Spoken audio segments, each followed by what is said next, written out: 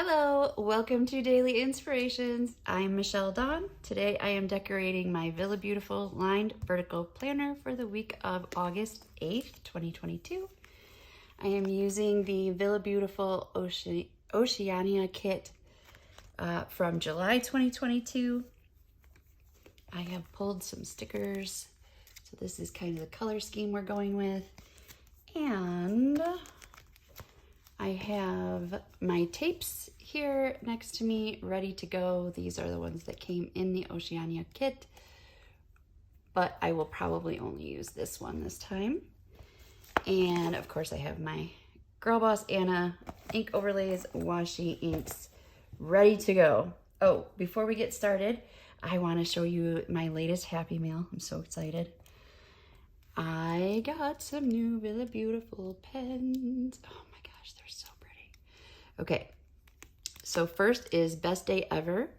This is a matte white paint, silver hardware, and lots of colorful crystals and mouse head sequins.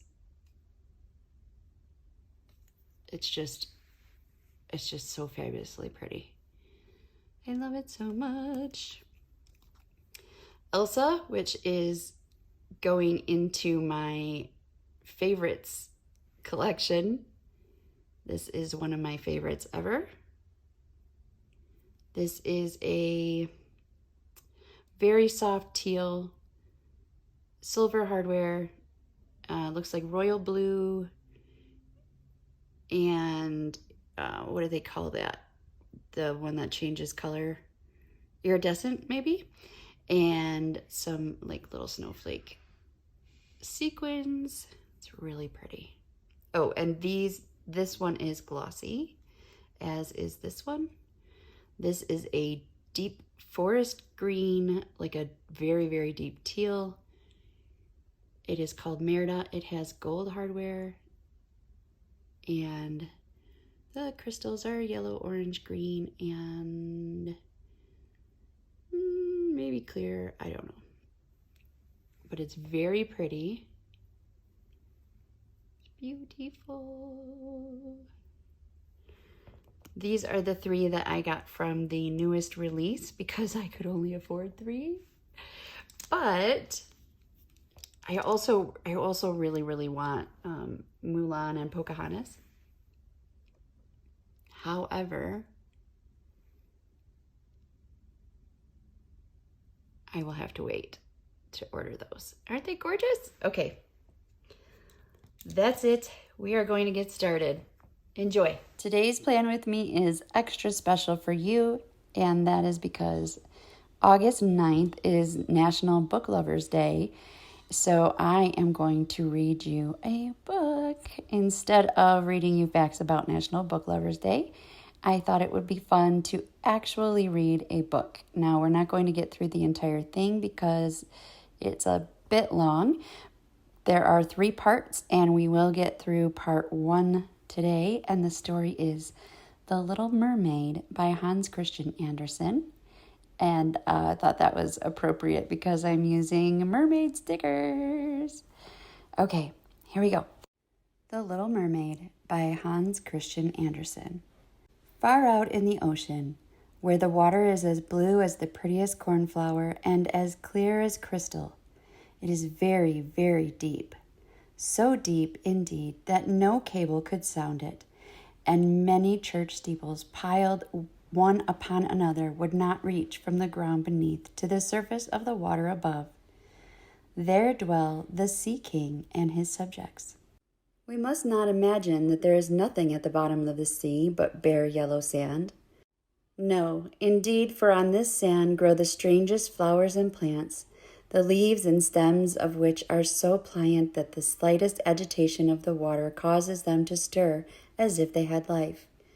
Fishes both large and small glide beneath the branches as birds fly among the trees here upon land. In the deepest spot of all stands the castle of the Sea King. Its walls are built of coral, and the long Gothic windows are of the clearest amber. The roof is formed of shells that open and close as the water flows over them. Their appearance is very beautiful, for in each lies a glittering pearl which would be fit for the diadem of a queen. The Sea King had been a widower for many years, and his aged mother kept house for him. She was a very sensible woman, but exceedingly proud of her high birth, and on that account wore 12 oysters on her tail, while others of high rank were only allowed to wear 6. She was, however, deserving of very great praise, especially for her care of the little sea princesses, her 6 granddaughters. They were beautiful children, but the youngest was the prettiest of them all.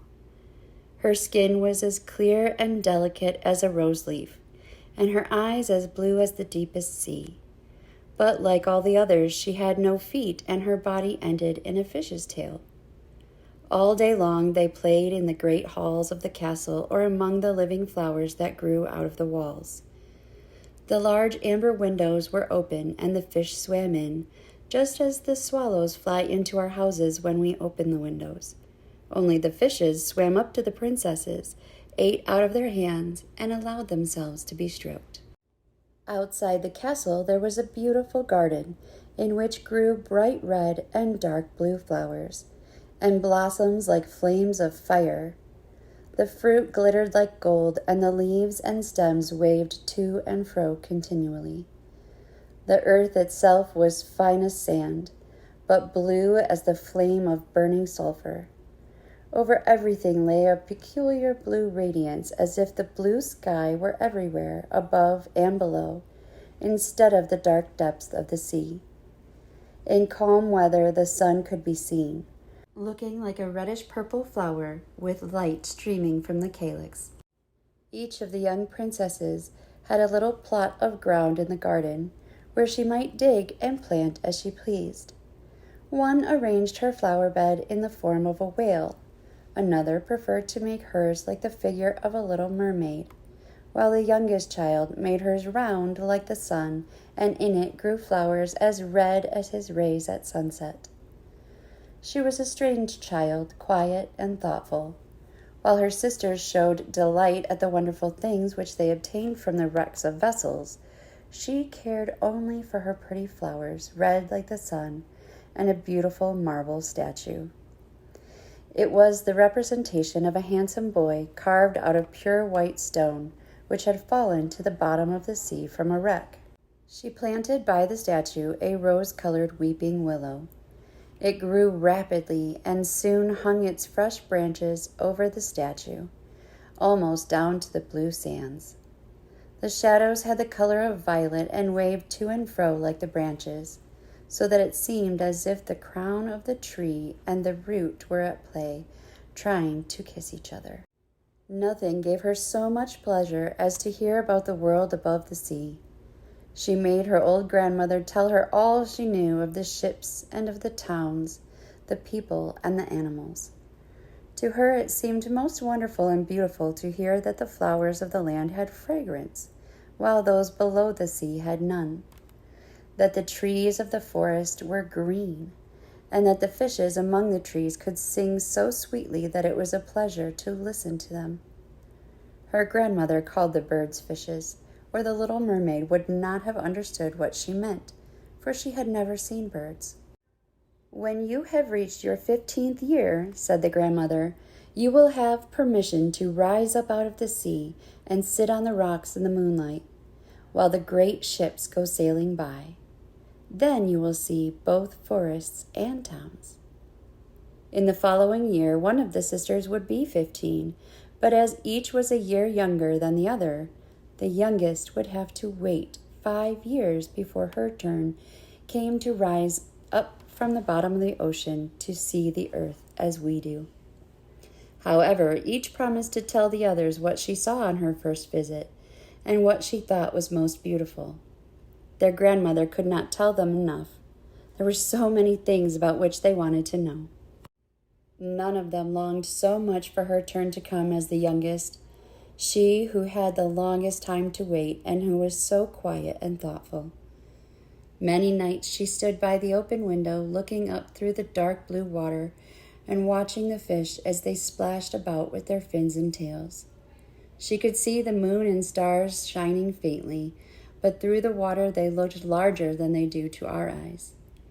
When something like a black cloud passed between her and them, she knew that it was either a whale swimming over her head or a ship full of human beings who never imagined that a pretty little mermaid was standing beneath them, holding out her white hands toward the keel of their ship. At length the eldest was 15 and was allowed to rise to the surface of the ocean.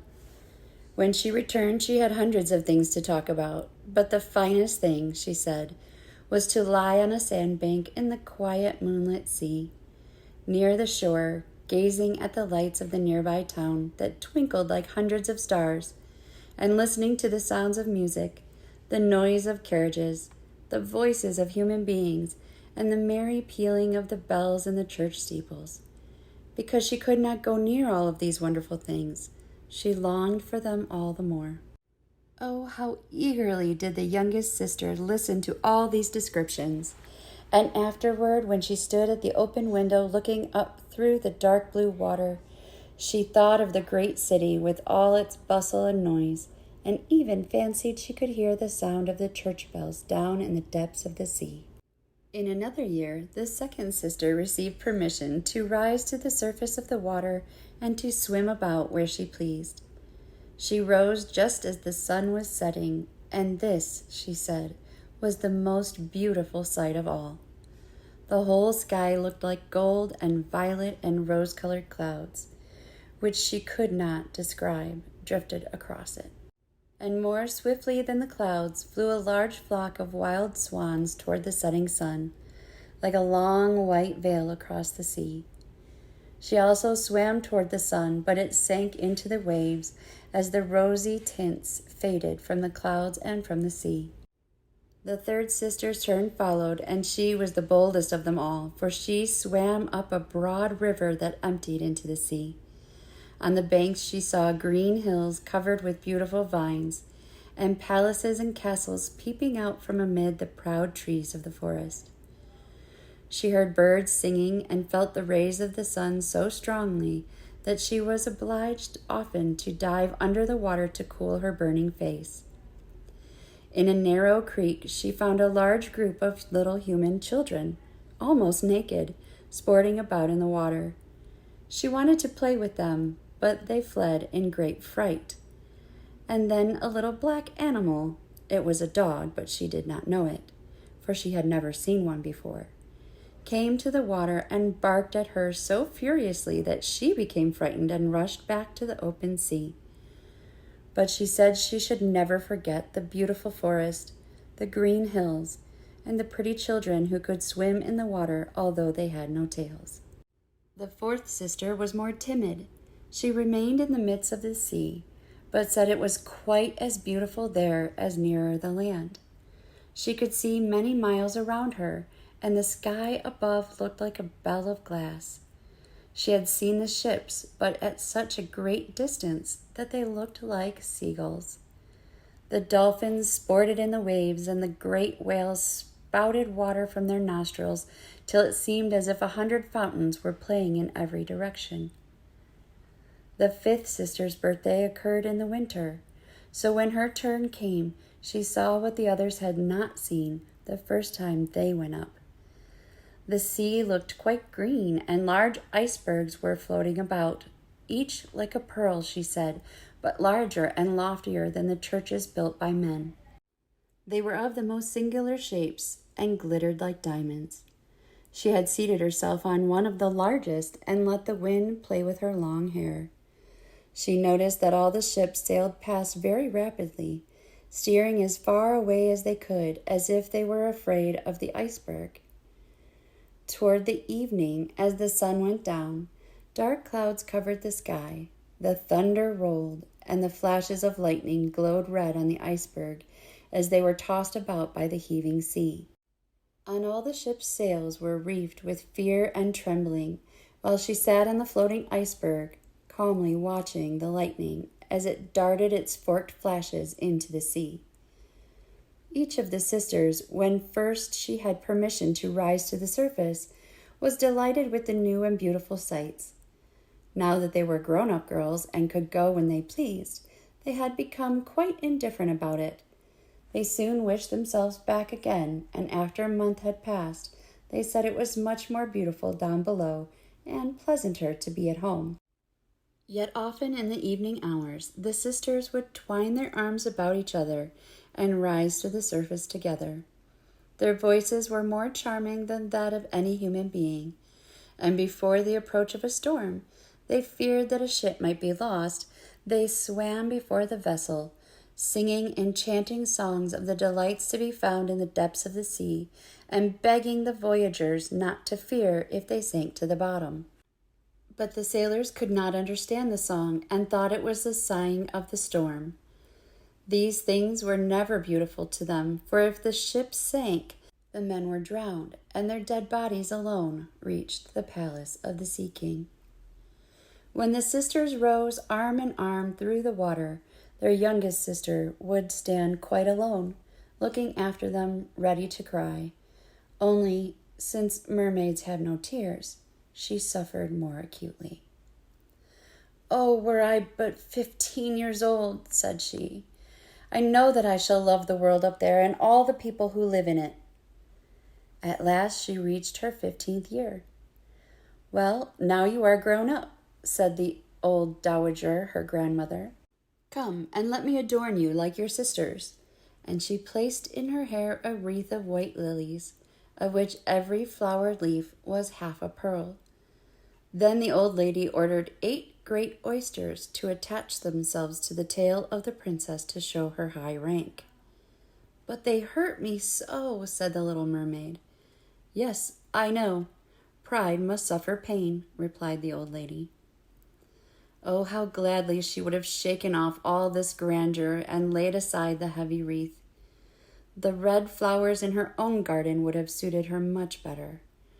But she could not change herself, so she said farewell and rose as lightly as a bubble to the surface of the water.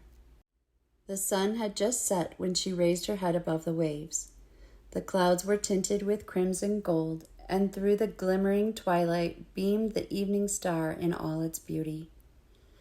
The sea was calm and the air mild and fresh. A large ship with 3 masts lay becalmed on the water. Only one sail was set, for not a breeze stirred, and the sailors sat idle on the deck or amidst the rigging. There was music and song on board, and as darkness came on, 100 colored lanterns were lighted as if the flags of all nations waved in the air. The little mermaid swam close to the cabin windows, and now and then, as the waves lifted her up, she could look in through the glass window panes and see a number of gaily dressed people. Among them, and the most beautiful of all, was a young prince with large black eyes. He was 16 years of age, and his birthday was being celebrated with great display. The sailors were dancing on deck, and when the prince came out of the cabin, more than 100 rockets rose in the air, making it as bright as day. The little mermaid was so startled that she dived under the water, and when she again stretched out her head, it looked as if all of the stars of heaven were falling around her. She had never seen such fireworks before. Great suns spurted fire about, splendid fireflies flew into the blue air, and everything was reflected in the clear, calm sea beneath. The ship itself was so brightly illuminated that all the people, and even the smallest rope, could be distinctly seen. How handsome the young prince looked as he pressed the hands of all his guests and smiled at them, while the music resounded through the clear night air. It was very late, yet the little mermaid could not take her eyes from the ship or from the beautiful prince. The colored lanterns had been extinguished, no more rockets rose in the air, and the cannon had ceased firing. But the sea became restless, and a moaning, grumbling sound could be heard beneath the waves. Still the little mermaid remained by the cabin window, rocking up and down on the water so that she could look within. After a while the sails were quickly set, and the ship went on her way. But soon the waves rose higher, heavy clouds darkened in the sky, and lightning appeared in the distance. A dreadful storm was approaching. Once more the sails were furled, and the great ship pursued her flying course over the raging sea. The waves rose mountain high as if they would overtop the mast, but the ship dived like a swan between them, then rose again on their lofty foaming crests. To the little mermaid this was pleasant sport, but not so to the sailors. At length the ship groaned and creaked. The thick planks gave way under the lashing of the sea as the waves broke over the deck. The main mast snapped asunder like a reed, and as the ship lay over on her side, the water rushed in. The little mermaid now perceived that the crew were in danger. Even she was obliged to be careful to avoid the beams and planks of the wreck which lay scattered on the water. At one moment it was pitch dark so that she could not see a single object. But when a flash of lightning came, it revealed the whole scene. She could see everyone who had been on board except the prince.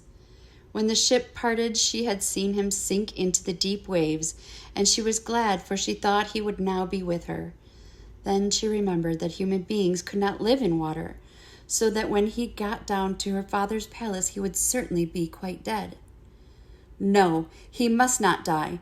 So she swam about among the beams and planks which strewed the surface of the sea, forgetting that they could crush her to pieces. Diving deep under the dark waves, rising and falling with the waves, she at length managed to reach the young prince, who was fast losing the power to swim in that stormy sea. His limbs were failing him, his beautiful eyes were closed, and he would have died had not the little mermaid come to his assistance. She held his head above the water and let the waves carry them where they would. All done. Thank you so much for watching. I hope you enjoyed. If you did, please leave it a like, subscribe, comment below, and I will see you next time. As always, stay inspired. Bye.